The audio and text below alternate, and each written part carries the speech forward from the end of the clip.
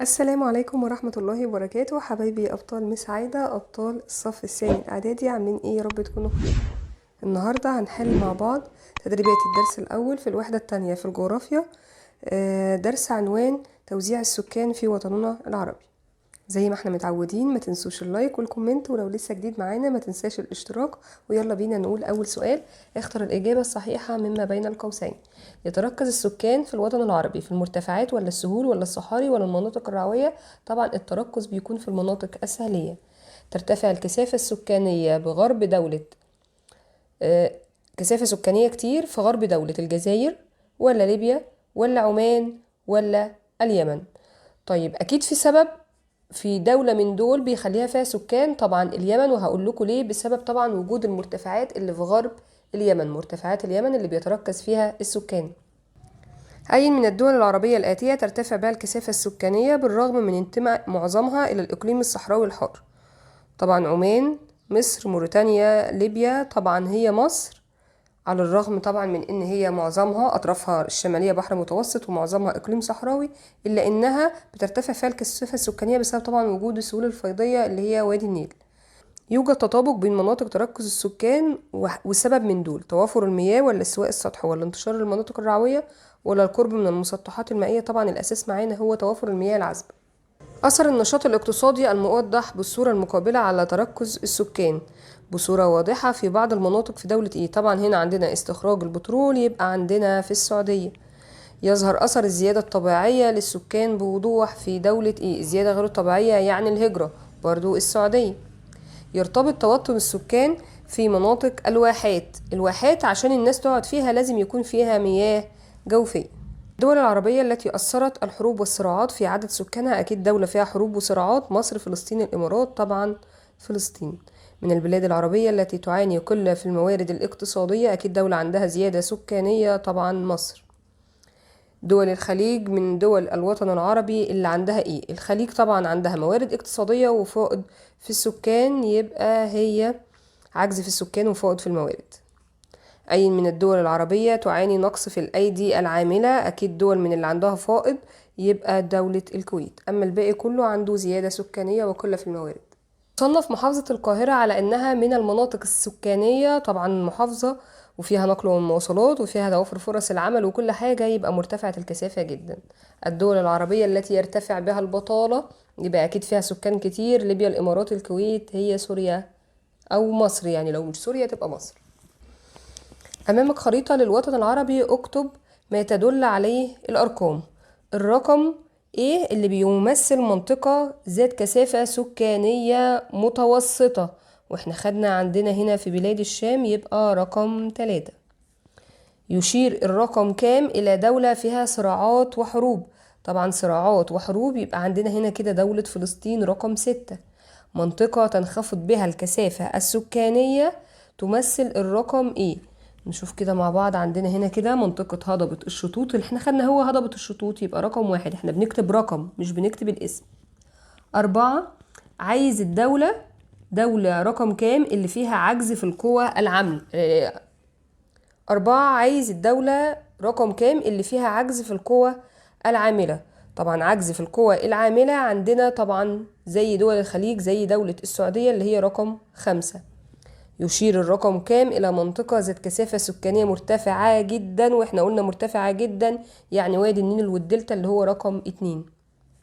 الرقم 4، نشوف كده 4 فين. بيشير إلى منطقة ذات كثافة سكانية، طبعا المنطقة دي هنا كده اللي في السواحل، قلنا منطقة ذات كثافة سكانية متوسطة. أمامك مجموعة من العوامل، صنفها حسب الجدول. عندنا عوامل طبيعية وبشرية، هنصنفها هنا. طبعا أنا عشان الوقت هكتب الأرقام. التضاريس هنا عوامل طبيعية، الأنشطة الاقتصادية بشرية، المناخ طبيعية، الصراعات والحروب بشرية، النقل والمواصلات برضو بشرية، موارد المياه والتربة الخصبة عندنا دي برضو طبيعية. اكتب كلمة صواب أمام العبارة الصحيحة وخطأ أمام العبارة غير الصحيحة مع التصويب. يعتبر معدل النمو السكاني في الوطن العربي معدل منخفض عن المستوى العالمي؟ لا طبعا، المفروض هنكتب خطأ يعني، بس احنا عشان السهل احنا عارفين ان معدل النمو عندنا معدل مرتفع. ترتفع نسبة الوفيات في بعض الدول زي الصومال، صح. تنخفض الكثافة السكانية في وادي النيل. غلط، ده عندنا الكثافة السكانية في وادي النيل ترتفع، ومش ترتفع بس، ترتفع جدا. يفضل السكان الإقامة في المناطق الساحلية الخصبة. صح. يقل السكان في المناطق ذات المناخ الحار والجاف. صح. تتوسط الكثافة السكانية في المناطق الرعوية. لا، هي مش بتتوسط، هي تقل أو تنخفض. توافر وسائل النقل والمواصلات من العوامل البشرية التي تجذب السكان. صح. تعاني مصر نقص سكاني وزيادة في الموارد. غلط، هنعملها العكس. تعاني مصر من زيادة سكانية ونقص في الموارد. اكتب ما تدل عليه كل عبارة. زيادة عدد السكان في الدول المستقبلة للمهاجرين، دي الزيادة غير الطبيعية. نسبة عدد السكان إلى المساحة، كثافة سكانية. العلاقة غير المتوازنة بين السكان والموارد، المشكلة السكانية. بما تفسر ارتفاع معدل الزيادة الطبيعية للسكان في الوطن العربي بسبب ارتفاع معدل المواليد بصفة عامة وانخفاض معدل الوفيات. 2. انخفاض معدل الوفيات في معظم الدول العربية بسبب تحسن الأحوال الصحية وارتفاع مستوى المعيشة وتقدم الرعاية الطبية للأطفال. 3. ارتفاع معدل الوفيات في بعض الدول بسبب الحروب والمجاعات كما في فلسطين وسوريا والعراق والصومال. 4. اختلاف توزيع السكان في الوطن العربي من منطقة لأخرى بسبب عدة عوامل. أول حاجة العوامل الطبيعية، موارد المياه والتربة الخصبة والتضاريس والمناخ. أما العوامل البشرية، الأنشطة الاقتصادية والصراعات والحروب والنقل والمواصلات. بما تفسر ارتفاع كثافة السكان في وادي النيل والدلتا بسبب توافر موارد المياه والتربة الخصبة وقيام الزراعة. تركز السكان في الصحاري في الواحات بسبب وجود المياه الجوفية والتربة الخصبة وبرضو قيام الزراعة. يفضل سكان اليمن ولبنان سكن الجبال بسبب اعتدال المناخ نتيجة ارتفاع السطح. ارتفاع الكثافة السكانية في مناطق التعدين بسبب توافر فرص العمل وارتفاع الدخل. النتائج المترتبة على تزايد عدد السكان في الدول العربية بدرجة لا تتناسب مع الموارد الاقتصادية فيها أدى ذلك إلى حدوث خلل في توزيع السكان في الوطن العربي وظهور المشكلة السكانية. ما العلاقة بين التضاريس وتوزيع السكان؟ هنقول حيث أن التضاريس تؤثر على توزيع السكان فيتركزون في المناطق الساحلية لقيام الزراعة ويقلون فوق المرتفعات، ما عدا سكان اليمن ولبنان يفضلون سكن المرتفعات لاعتدال المناخ. 2. المناخ وتوزيع السكان. هنقول يؤثر المناخ على توزيع السكان حيث يتركزون في المناطق ذات المناخ المعتدل الممطر ويقلون في المناطق ذات المناخ الحار الجاف. السؤال اللي بعده الحروب والصراعات والنمو السكاني. هنقول حيث تؤدي إلى اللي هي الصراعات والحروب، يعني حيث تؤدي إلى قتل أعداد كبيرة من السكان وإجبار بعضهم على ترك بلادهم. العلاقة بين النقل والمواصلات وتوزيع السكان. هنقول حيث ترتفع الكثافة السكانية في المناطق التي تتوافر بها وسائل النقل والمواصلات التي تجذب السكان للإقامة والعمل والاستقرار. ماذا يحدث إذا انخفض معدل المواليد في الوطن العربي؟ سيؤدي ذلك إلى انخفاض معدل النمو السكاني في الوطن العربي. ما المقصود بكل مما يأتي؟ نمو سكاني زيادة عدد السكان في فترة زمنية معينة. 2. زيادة طبيعية الزيادة السكانية الناتجة عن الفرق بين عدد المواليد والوفيات. أيد جغرافيا، أيد يعني دلل. للهجرة تأثير على النمو، هنقول نفس اللي قلناه فوق، حيث تعمل الهجرة على زيادة عدد السكان في الدول المستقبلة للمهاجرين مثل دول الخليج. تؤثر موارد المياه في توزيع السكان في الوطن العربي حيث يتركز السكان في السهول الفيضية حول مجاري الأنهار وسقوط الأمطار والمياه الجوفية ويقلون في المناطق الصحراوية. يعاني الوطن العربي من خلل في توزيع السكان. كده هنقول المشكلتين، حيث توجد دول عربية لديها زيادة سكانية وقلة في الموارد الاقتصادية وبالتالي يرتفع معدل البطالة مثل سوريا ومصر.